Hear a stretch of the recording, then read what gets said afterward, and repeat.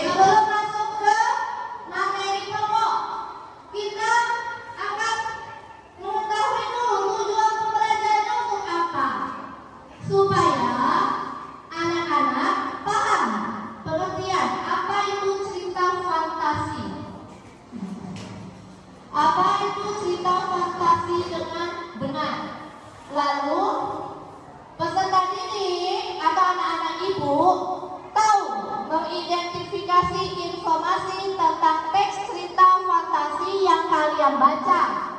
Oke, setelah kalian baca, Ibu harapkan kalian dapat mengidentifikasi unsur-unsur yang ada di dalam teks bacaan tersebut. Oke, tujuan terakhir, anak-anak Ibu mampu menentukan unsur-unsur cerita fantasi dengan benar. Nah, inilah yang akan kita pelajari sehingga tercapai tujuan pembelajaran hari ini. Paham ya anak-anak Ibu?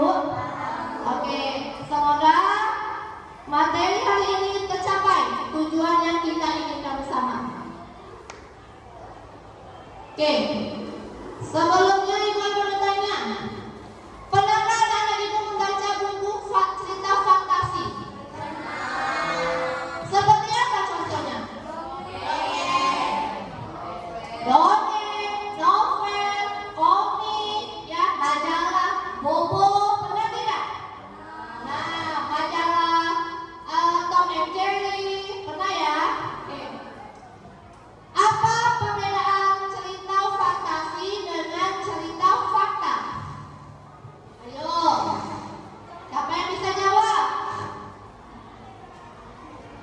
Oke, siapa yang bisa jawab? Apa bedanya cerita fantasi dengan cerita fakta?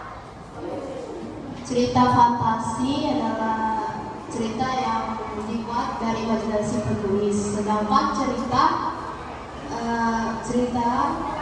fakta yang benar-benar terjadi. Oke, betul tidak? Betul. Tepuk tangan dulu. Oke. Ya. Nah, sekarang kita masuk ke materinya. Apa itu cerita fantasi? Cerita fantasi adalah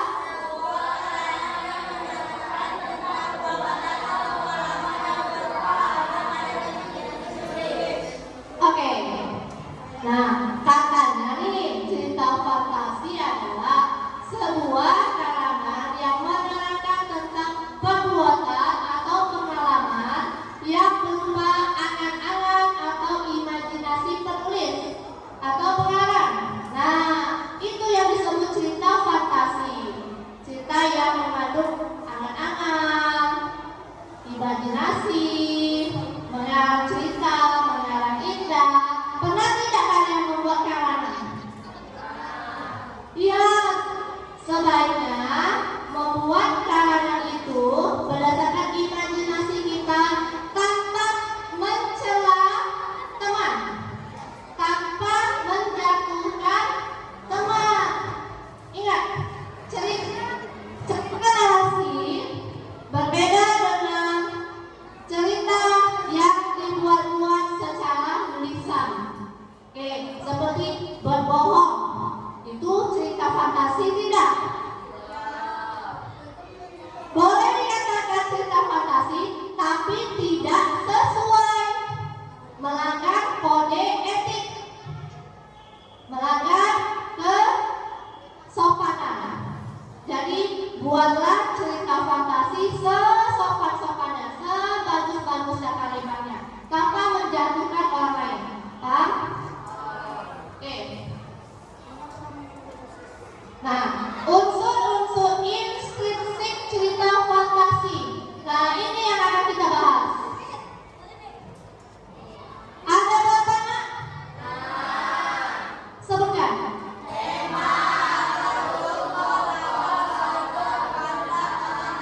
Oke, akan kita bedah satu persatu. Tema dulu. Apa itu tema?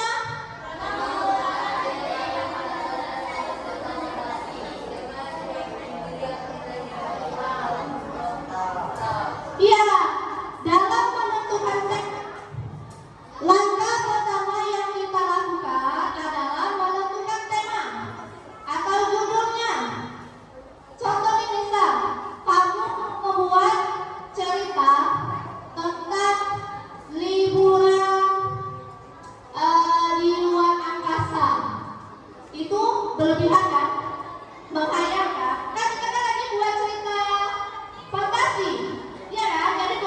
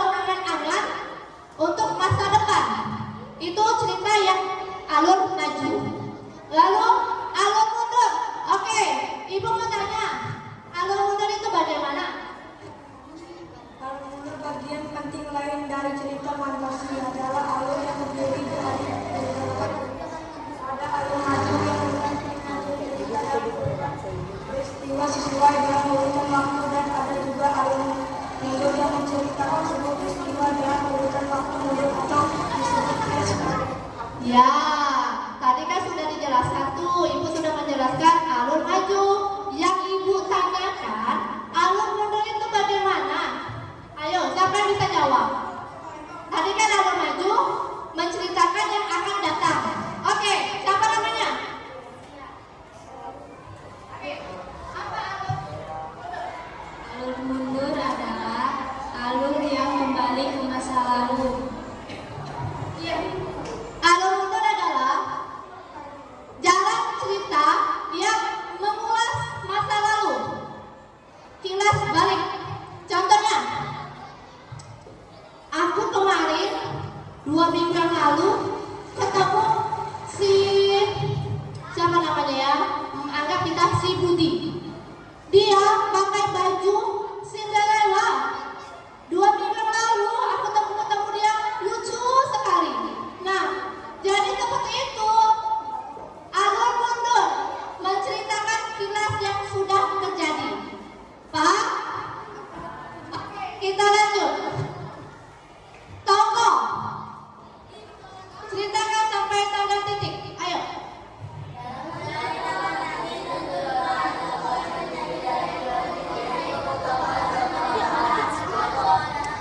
Ya. Tokoh. Setiap cerita pasti ada tokoh.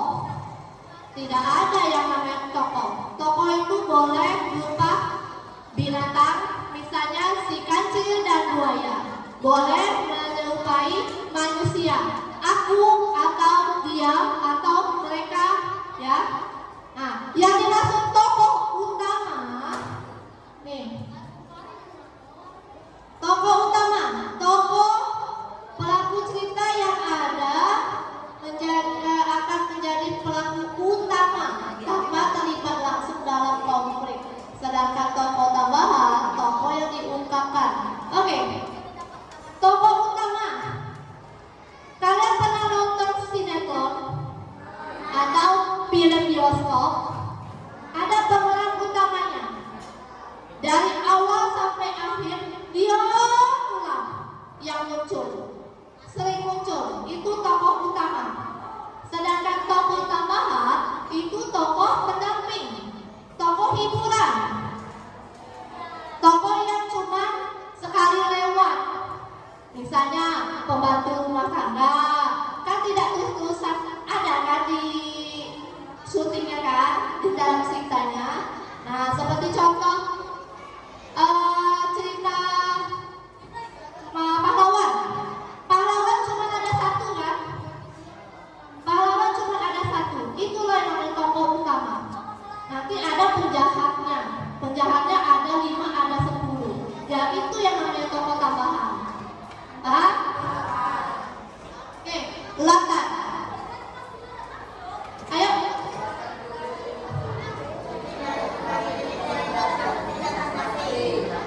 Ya, latar itu ada tempat, ada waktu, ada lokasi. Oke. Latar. Latar itu tempat. Dalam membuat sebuah cerita, pasti kita akan menentukan lokasi.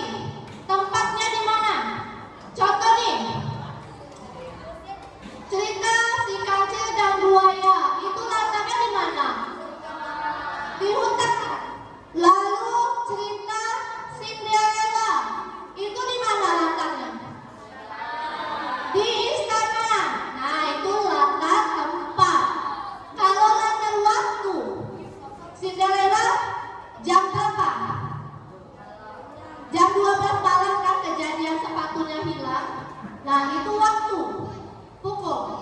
Oke, paham ya? Sudut pandang. Sudut pandang.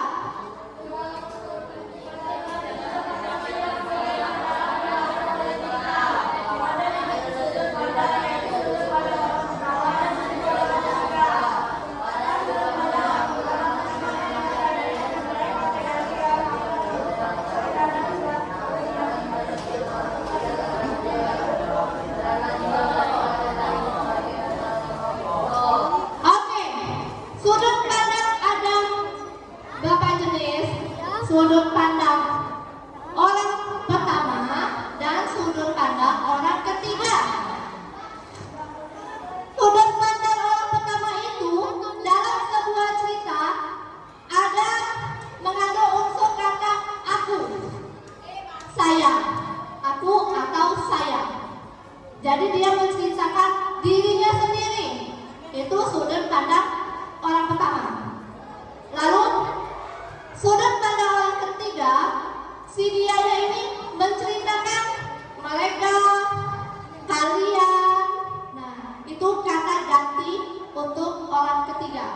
kalian, kamu, mereka.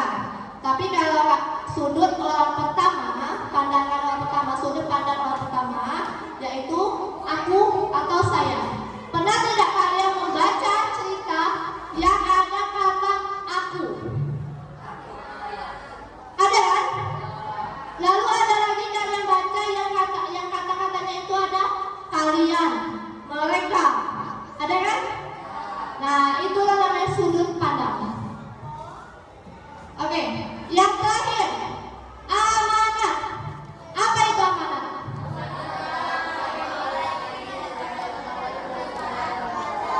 Nah, amanat itu kalau kata kita nasihat, pesan moral. Setiap cerita yang kita baca pasti endingnya ada yang tersemat pesan moral atau nasihat. Jadi kalau misalnya kalian membaca buku cerita yang kalian benar-benar pahami isinya, pasti akan kalian menemukan pesan nasihatnya apa. Contohnya, yang saat ini akan kita bahas, kue-kue mau. Nah, sebelumnya ibu sudah kasih kalian tugas kan untuk membaca komik kue-kue mau. Ayo, siapa yang bisa menjawab pesan atau amanat apa yang terkandung di dalam cerita kue-kue mau? Ayo, siapa? Siapa yang menjawab?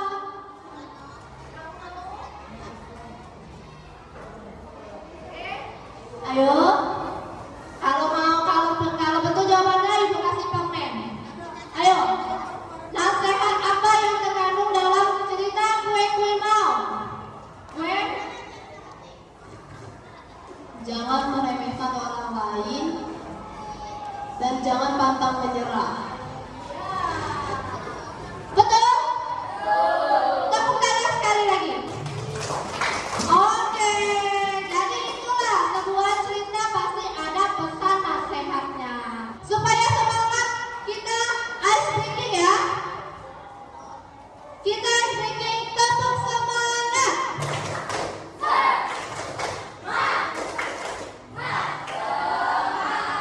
Baik, sebelum ibu bentuk kelompok, apakah ada yang ingin ditanyakan mengenai materi ini? Apakah sudah paham? Apa sudah paham? Sebelum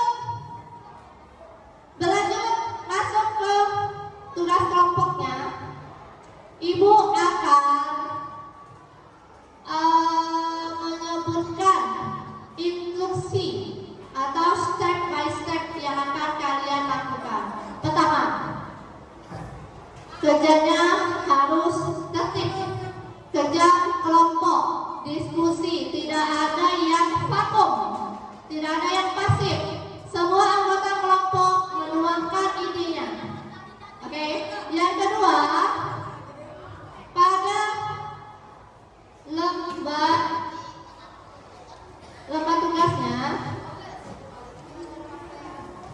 ada LKPD, yakni lembar kerja peserta didik. Ada beberapa pilihan pertanyaan yang akan kita undi. Nah,